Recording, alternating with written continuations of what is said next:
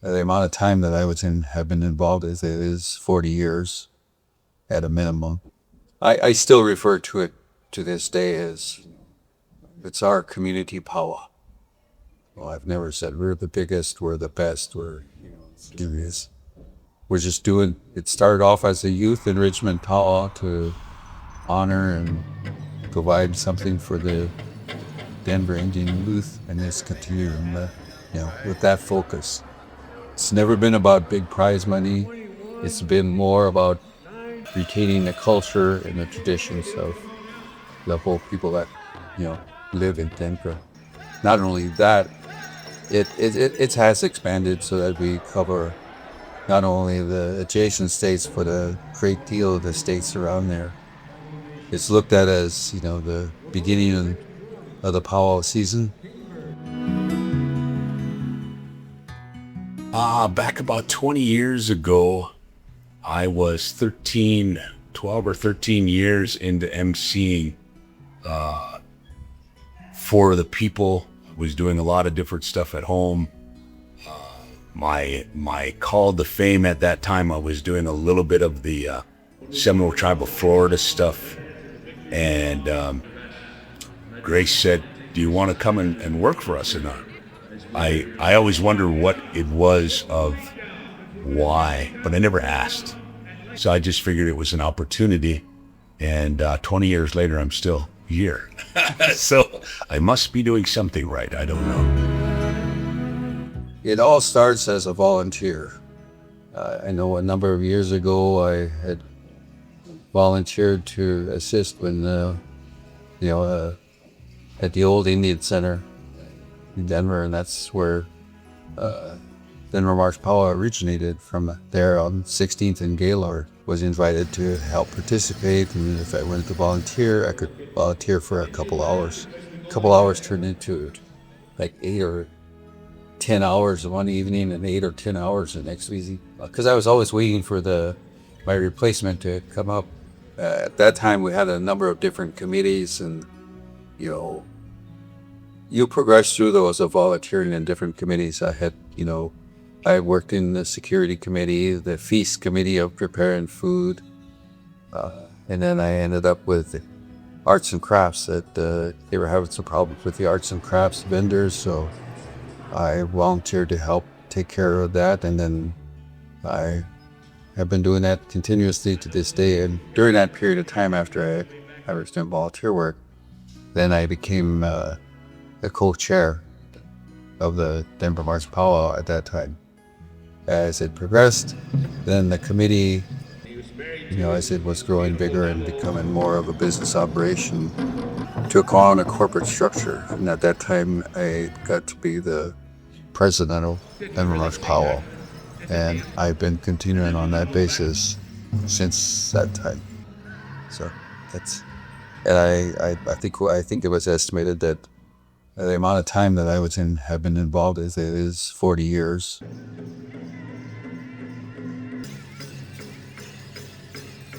For me, in my role, especially in Denver, and maybe this is why they got me, I don't know.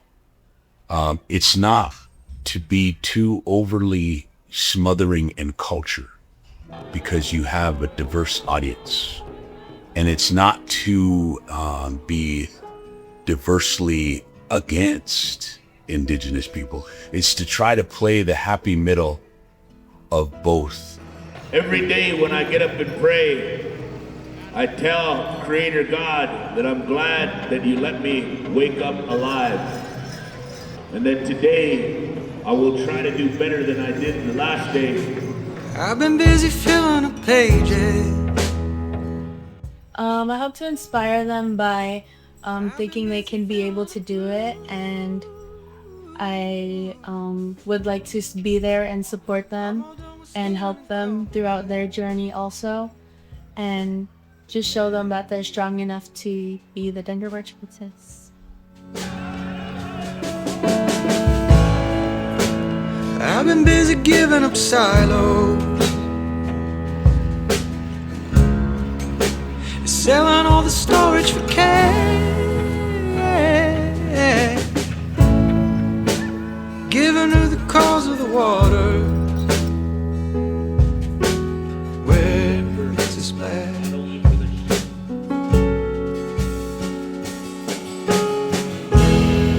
I will come to you empty, throw away my silver spoon. I will come to you empty, give them better use.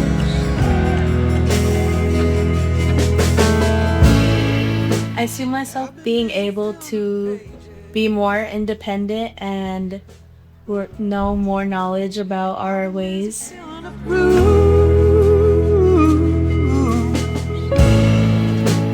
Taking off all the material, heavier than you. Well, I don't know about college because I'm not even in high school yet. I'm still in middle school. And I was thinking of going to high school because that's where natives go and I would want to be more around my people. And I think for a job, I would want to just travel and be able to make my own stuff. Do you empty? Give them better. Well, that year COVID hit, it was such a strange time everywhere. But when Denver didn't happen, that's when we all realized that Coliseum isn't going to happen this year. It had a significant impact on Denver March Powwow. We did not have a powwow for 2 years. Is it a safety issue? And when it became a safety issue, I think all bets were off to have it. I can't remember, we came back right away. We didn't come back in Denver March. We came back with a November powwow, I think, after the whatever. And I think that was when we were clearing and people, things were open. I think what we did on that, to have that, because we really didn't need to have that. I think that was to try to encourage coming out of COVID and trying to revitalize the hope of what Denver brings, and then to see family. Because I say it that way because we all consider ourselves family. I mean, I've seen a lot of people here that I don't see anywhere else. And so to see them all back around it again, and what was sad was there was a lot of people coming back around that weren't gonna come back around. And so that was very, very hard to see. But I think that the second time when we decided to do it and have it in, I think it was November, or it was during the fall, I think it was mainly just to try to give people hope back and bring us together just to see each other and try to have an encouraging thing in our lives.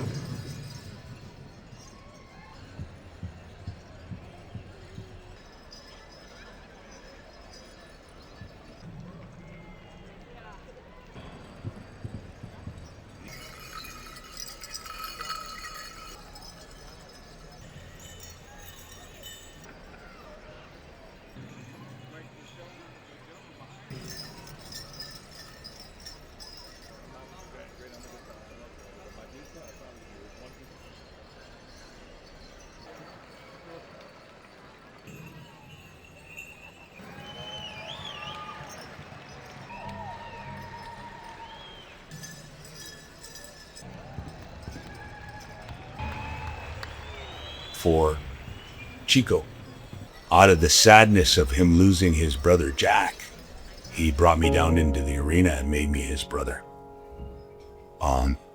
Something that I did not expect, something that I didn't think of that when I was coming down, but that bond that we have, because now we are brothers, has been very special to me.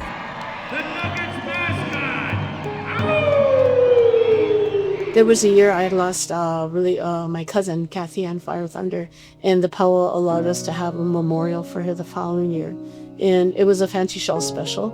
And, we would sing her song with her Lakota name, call her name 4 times. And so it kind of helped with the grieving process of losing. So that's one memory that it really stays with me.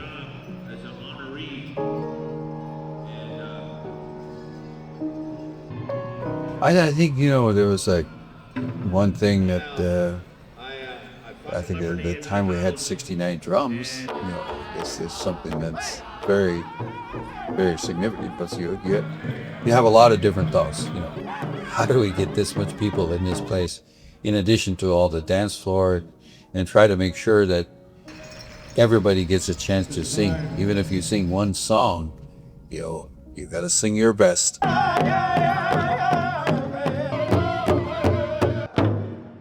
Last night they had 1,500 dancers, and that's a lot. And I think that they just want to attract more people into coming, not so much just because of the prize money, but because of the community that you go for 3 or 4 days here, you know, during the powwow, the family that you get to see. So that's what I see. I think that thing that I'm talking about, prestige over money, is hopefully what we're getting back to. We had a lapse there. It seemed like we lost our mind a little bit. But COVID put us in check because all we were doing is looking for a powwow because we couldn't go out, we couldn't do nothing, you know, and we lost a lot of people during that time. So hopefully I see a revitalization of going back to that old way of going for the prestige instead of the money. And, you know, I had some people call me and say, you know, who do I see to my son, my grandson wants to dance now. It is an important singing and dancing in each tribe's own language is part of the cultural enrichment and the growth of people. No matter what, we are still here. Keep it going. Oh, we're losing it. We're losing it. That's the way, Brenda. That's the way. Go back, go back. Woo!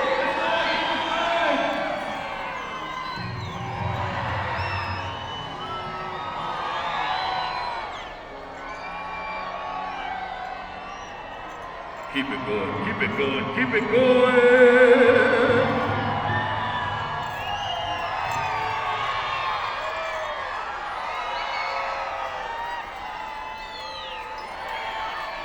We're losing it. We're losing it. We're losing it. Oh, we're picking up. We're picking up.